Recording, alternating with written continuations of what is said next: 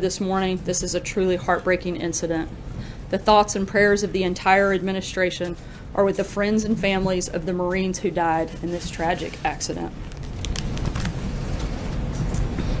Yesterday, the Centers for Medicare and Medicaid Services released a report showing that half of the insurers who initially offered plans on the Obamacare exchanges have already fled the markets. I know that similar reports and announcements like these are coming out literally every day.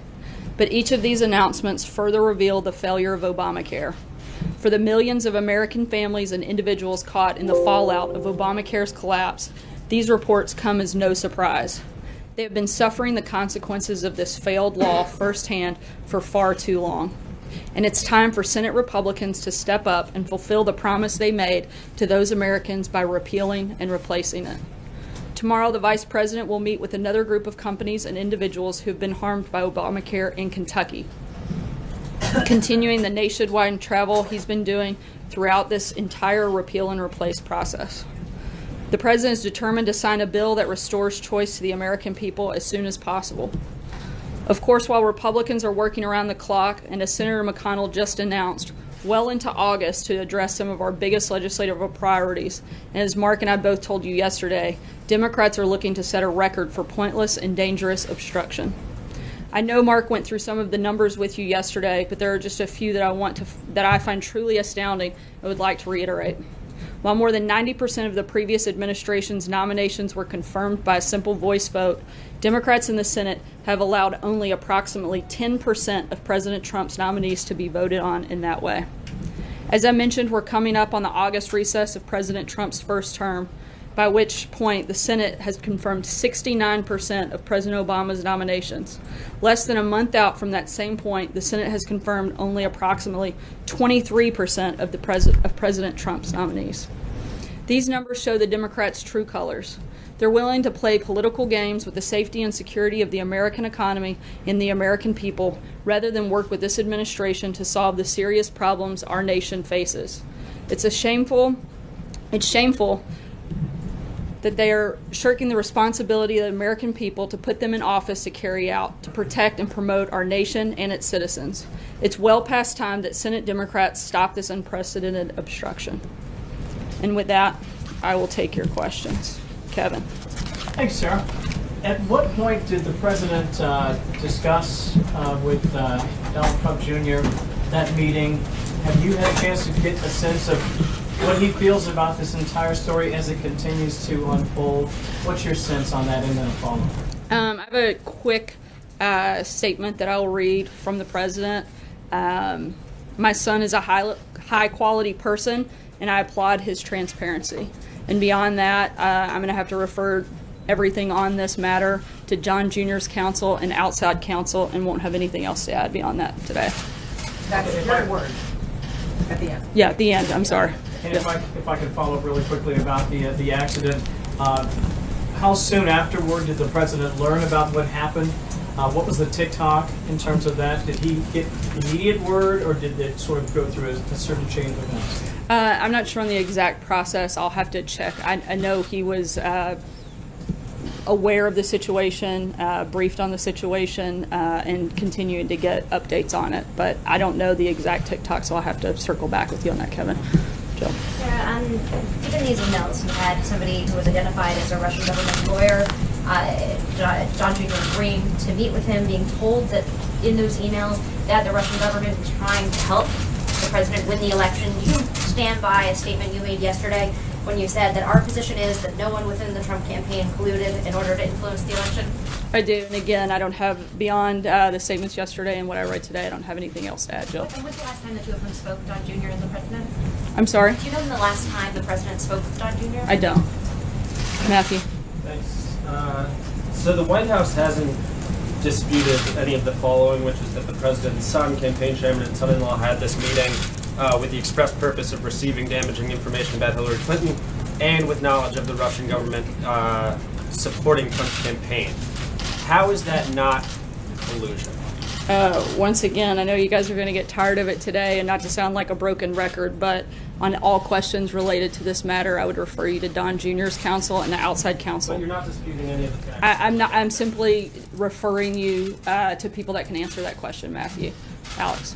Sarah, in January, the president said that nobody in his campaign had been in touch with the Russians, and the White House stood by that statement. Was the president misled, or was he not truthful? Once again, to repeat myself, I'm going to refer you to the outside counsel, and I don't have anything else to add. Sarah, can we ask you, why were you interested in answering the questions yesterday, and why the president is not answering the questions himself, either through you or directly today? The president. What changed between yesterday and today? Look, the president gave a statement on the matter, which I read to you, and like I've said, I don't have anything else to add beyond that. Meg. Is the president still on the line, and he would like the investigation under the special counsel and the committees on Capitol Hill to work as expeditiously as possible, and he wants to cooperate and wants his family members and his top aides here at the White House to cooperate? Absolutely. That's never changed since day one.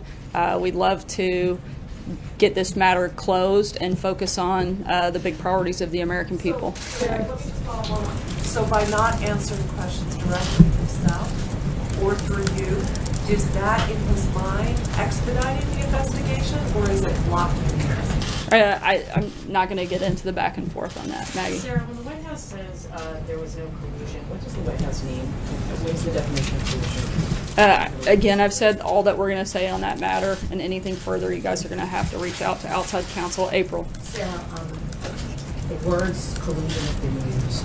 Other words have been used, obstruction of justice. I think now that's not even half of it. It could be treason or perjury. What does the White House have to say? There are new terms brought into this, new serious, more serious terms brought into this.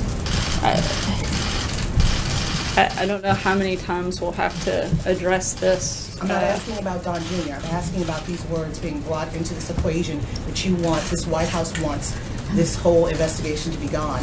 There are new words now brought in. I think those new words are ridiculous. Z. Thanks, sir.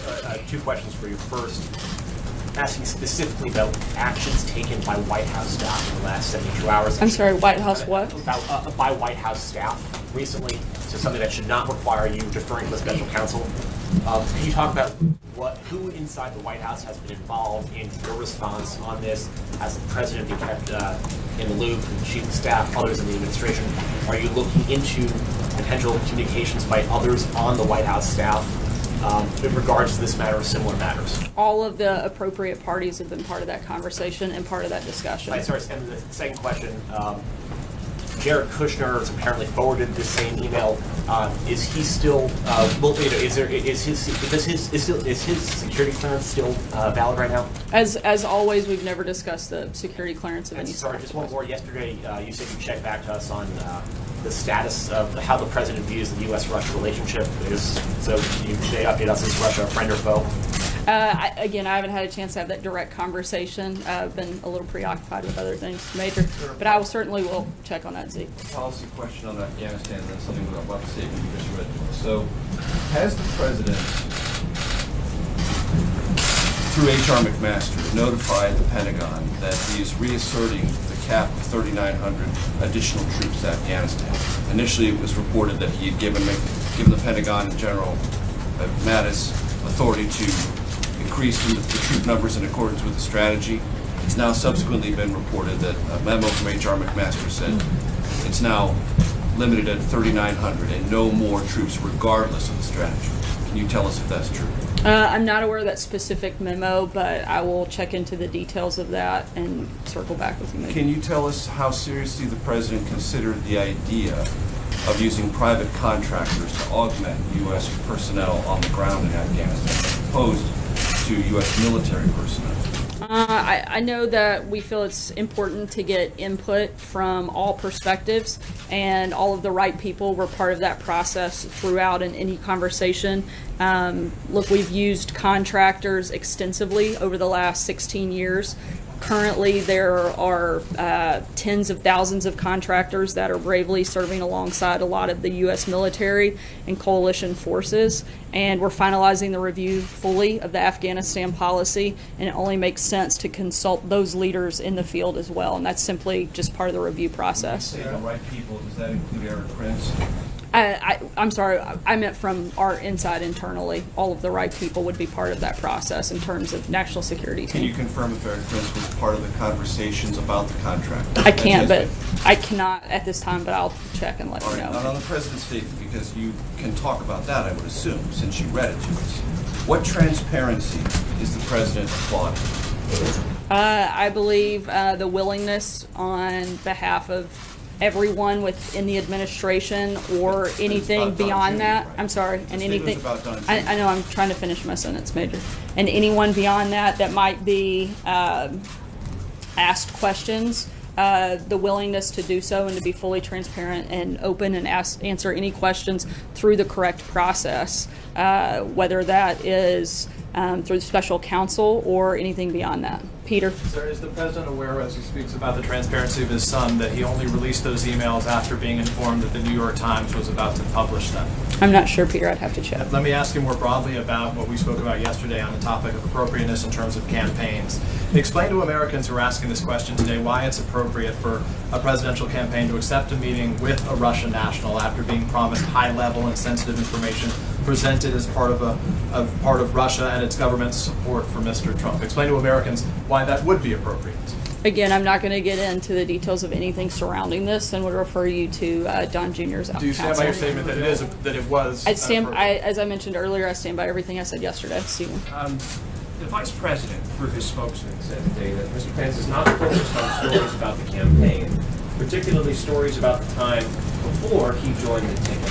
That's been taken by many people in this town to suggest that there is a distance between the president and the vice president on this. Is there such a distance? Not at all. There's absolutely no distance between the president and the vice Do president. you know if the president has spoken to the vice president about this? I don't know if they've spoken directly about this, but I know they've spoken today. One more question. There are lots of people who would like to know why this briefing was off camera. Do you have a rationale for it? As we've said many times before, I believe Sean stated back in December, we're always looking at different approaches and different ways to communicate the president's message and talk about the agenda. This is one of the many ways we choose to do that. Justin. I'm going to take 2 bites at this apple as well. First is the stock market. Let's not break precedent. The stock market sharply declined today on the release of the emails by Don Jr. And so I'm wondering if you're concerned that these revelations are going to impact the U.S. economy, and if you want to offer any assurances to investors that see this news and are obviously responding. Look, the president, as he has been, not just since assuming office, but throughout the campaign, is focused on doing everything he can to strengthen and grow our economy, and that certainly hasn't changed today, nor will it at any point that he's president, Justin. And then to go back to the statement that you read, the president says that he applauds Don Jr.'s transparency. I'm wondering if you guys would commit now to disclosing any other meetings that happened between Russian nationals and members of the Trump campaign towards that sort of There's transparency. nothing that I'm aware of at this time, Justin. Yesterday, you compared the meeting to Hillary Clinton's campaign's coordination with Ukraine. Do you feel that coordinating with all countries in the world are pretty much the same? That there's no difference between Ukraine and Russia or any other country? I think it would depend on the nature. I mean, I can't speak about theoretical or hypothetical just take Ukraine and situations. Russia. Do you feel that they're equivalent? In what way? Well, I mean, they're two very different countries. I'm not going to put them on an equivalent playing field across the board on any matter that could possibly come Well, do up. you consider them both, allies, partners of the United States, or adversaries?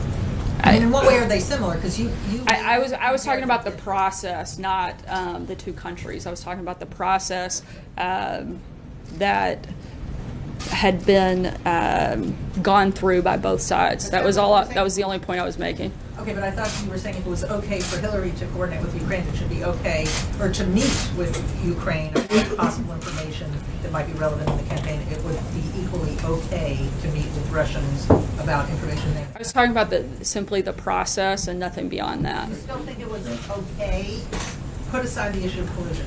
is it appropriate to meet with Russians about information they might have? As I've said earlier, I stand by the comments I made yesterday. Trey? Thanks, Sarah. Two quick questions for you. Have you spoken with the president in the past 24 hours? Yes. What was the general reaction to this story? Without getting into an official White House response to some of the questions earlier, did you speak with him about this story? I think that the president is, I would say, frustrated with the process of the fact that this continues to be an issue, and he would love for us to be focused on things like Justin mentioned, the economy, on healthcare, on tax reform, on infrastructure, and that's the place that his mind is, and that's what he'd like to be discussing. John Gizzi? Yeah. Thank you, Sarah. I have two questions as well. Senator Rubio said this morning that the entire matter involving Donald Trump Jr. is, and I quote, Mueller territory. In other words, it should be left solely up to the special prosecutor. What's the White House reaction to that? Again, I would refer you to the outside special counsel, and I think that's something that they could work on together. So you have no reaction to what Senator Rubio said? No, I don't, John. All right. My other question is about personnel. The president has, and you pointed this out yesterday in the form you handed out, numerous judicial vacancies to fill, including 4 on the controversial Ninth Circuit Court of Appeals. In an effort to speed this up, will the administration waive the blue slip process from senators and the opinion of the American Bar Association? I don't know if those conversations have taken place about whether or not to waive that in order to expedite, but I'll be happy to check into it for you. Olivier? Thanks. I have 3, but I'll try to be quick. 3? Secretary Mattis said about a month ago that you guys would be rolling out the new Afghanistan strategy by mid-July. Does that still hold? I know that the plan is to roll that out after there's been a full review process, and I don't have anything beyond that at this point. I know they'd like to do that soon. Okay, you don't have anything beyond it. Be that as it may, what role does the president see for himself in terms of explaining the strategy to the American people? Does he plan a primetime address? Does he plan a press conference? Does he plan a national tour?